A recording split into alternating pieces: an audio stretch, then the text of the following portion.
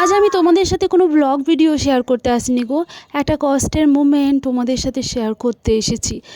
আমার বাচ্চাটার শরীর খারাপ হয়েছে অনেক দিন থেকেই, শুধু সর্দি মানে শুকনো কাশি হচ্ছিল বলতে পারো। শুকনো কাশি হতে হতেই এতটা কাশি করছিল যে যতবার ওকে খাওয়ানো হচ্ছিল ততবার বারবার বমি করছিল জানো। তো তারপর ডক্টর দেখানো হলো, ডক্টর দেখানোর পর ওষুধ খাওয়ানোর পরও ঠিক ওর কাশিটা কমে না। তারপর ডক্টর বললো ওকে নাকে গ্যাস দেওয়ার জন্য।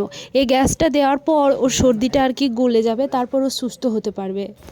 আমি সত্যি ভাবিনি যে ও এতটা কান্না করবে, তোমরা নিজেরাই দেখো।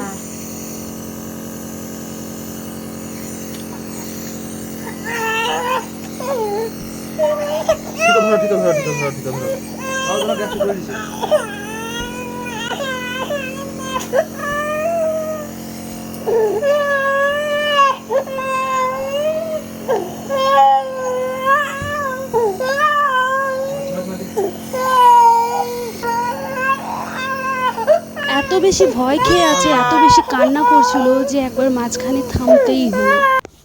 তারপর দেখো ওকে ফোনে কার্টুন দিয়ে একটু ভোলানোর চেষ্টা করছিলাম, কিন্তু তারপরেও কোনো কাজ হলো না গো। ও এত বেশি কান্না করছিল মানে কিছু বলার নেই। যারা বাচ্চার মায়েরা আছো আর এরকম সিচুয়েশান পের করে এসেছো তারা বুঝতেই পারছো যে এটা কতটা কষ্টের একটা মায়ের কাছে। বাচ্চার তো বটেই, কিন্তু কতটা কষ্টের। এত বেশি কান্না করলে না মানে আমি নিজেকে আর সামলে রাখতে পারছিলাম গো, এত বেশি কান্না করছিল।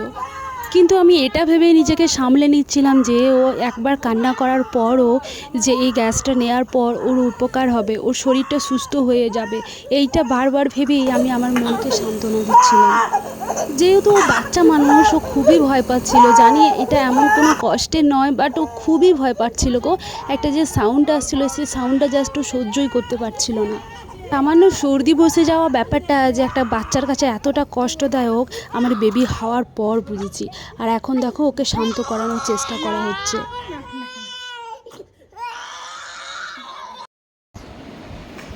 মাম্মাম বলো, মাম্মাম মাম্মাম বলো। শরীর ঠিক আছে তোমার এখন? তোমার কি শরীরটা ঠিক আছে? ভালো লাগছে বাবা? কষ্ট হচ্ছে না এখন?